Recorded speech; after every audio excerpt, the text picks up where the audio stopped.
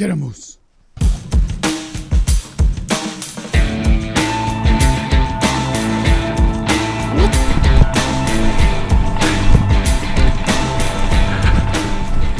So relationships, and the distance that we need in relationships. Welcome to the Sexual Life Podcast. Steve Mayeda here. We're talking about something that I think everybody should be talking about, which is sex, relationships, and the distance we need in order to cultivate them. And so I was in Dallas this weekend. I was texting my friend. We're actually texting about a bunch of jiu-jitsu stuff, and he said, man, talking to men about relationships, the best thing that I ever did was move into a bigger house where we have more space. And the thing is him and his girlfriend have conflicting schedules with their jobs, so they sleep at different times and they needed separate rooms. And that distance helped. And then as that's happening, I drive home from Dallas. I'm on our call, our TSL call. Man, it was awesome on Saturday. It's December 3rd, by the way. And so December 2nd, we were on this call. Man, it lasted like 9 hours. Amazing stuff. Guys, if you ever want to get involved in our groups, click the free stuff link. And by all means, if you're looking for help on relationships, sex, dating, any of that stuff, look, we have great material for you. It's free. It's awesome. So you can get the Instant Connection course. It's a video course if that's what you want in terms of meeting women. If you're an older man talking to younger women, you can get PDFs on that. Text messaging, better sex, but most importantly, getting in shape, perspective, these types of things are huge resources and tools that we have for you guys. So that's all the free stuff link. And of course, subscribe to our channel because we have 800 videos talking about all this sort of stuff. The philosophy of sex, the philosophy of love and beauty. But relationships are an interesting thing. And for myself, I've had 100 of them, easy. I've slept with lots of women. My life was a professional pickup artist, and I've had a great monogamous relationship for the last 5 years. And to be honest, actually, we've experimented quite a bit within that of all different sorts of stuff. And I've lived different types of polyamorous relationships for years, and whatever. And we don't talk about this as men. We don't talk about this. We talk so much bullshit about relationships. And one of the great things that makes a relationship work is distance. And I want to talk about this because this was huge on our call yesterday as I was driving back home and I was pulling into, it's a 200-mile drive from Dallas to Austin. And I was working with clients up there, actually in the field of addiction. And, I was saying, basically, I was like, man, guys, sorry, my camera got caught on something. As I said, man, one of the things is that I left home on Thursday going, I can't wait to leave. Can't fucking wait, man. Can't wait to get out. I'm sick of being here.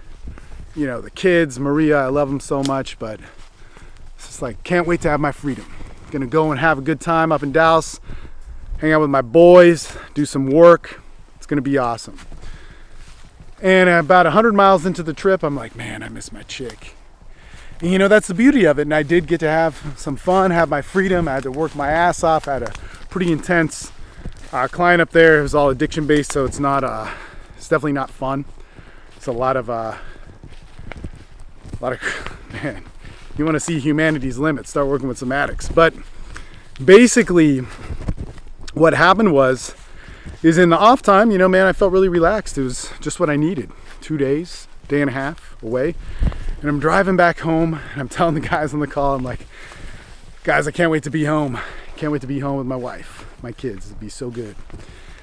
And I said, dude, but I'm just saying this for accountability purposes because I'm saying this right now.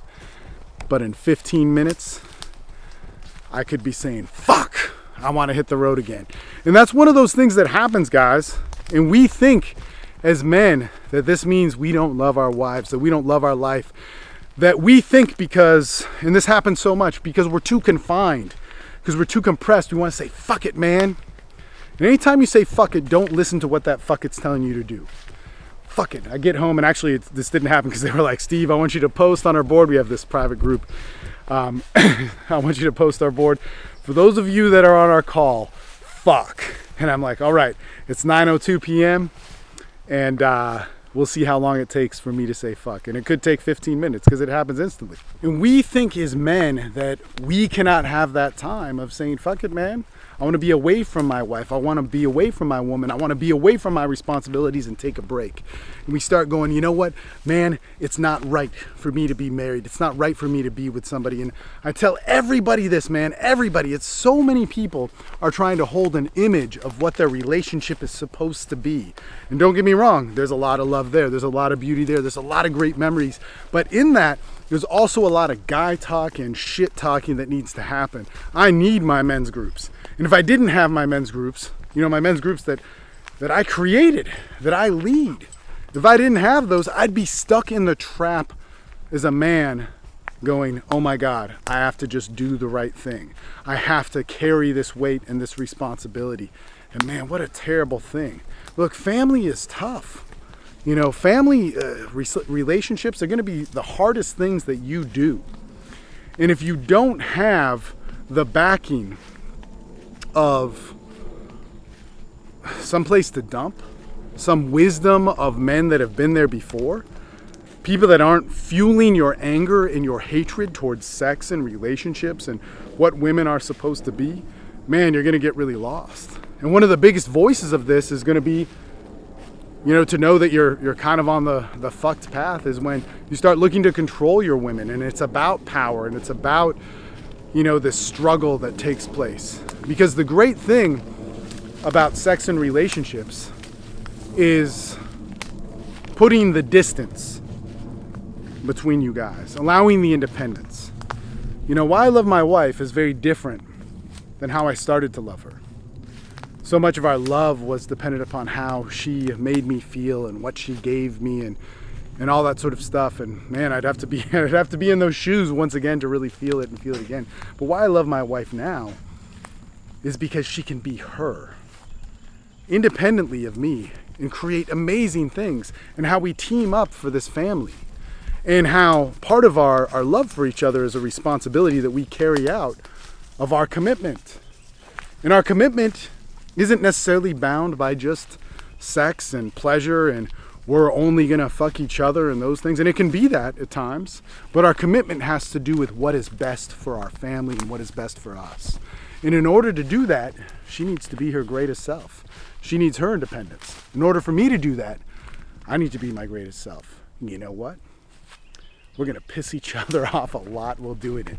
And that's gotta happen. So, I guess one of the most important things is what I want to share is the dialogue of good relationships and good sex. And your journey as a man is that it needs a men's group. It needs something to bounce off, other men who've been there. It needs some wisdom. It needs some pressure relief where you guys can actually interact and see that, man, there's a true beauty in what you guys have. But in that, there can be a lot of confusion, a lot of anger, a lot of not knowing what to do. And when we dump too much hate on that, man, we don't become a great man, we become a weak man that's owned by our fears and thoughts. And you know what? There's also a fact to it too, that man, you just get a men's group, because it might not be the right relationship for you. It might be something where you need to go through that pain and go through that hurt. And breaking up is a hard thing to do. All things that help with a little dumping, great community, and man, some great wisdom and experience coming back at you. So anyway, guys, that's my little video blog, whatever you want to call it, for the TSL podcast. It's December 3rd. It's fall. What a beautiful time to be hiking out. It's the morning of Sunday, December 3rd, and we're about to start our TSL call at noon. It's going to go about 16 hours.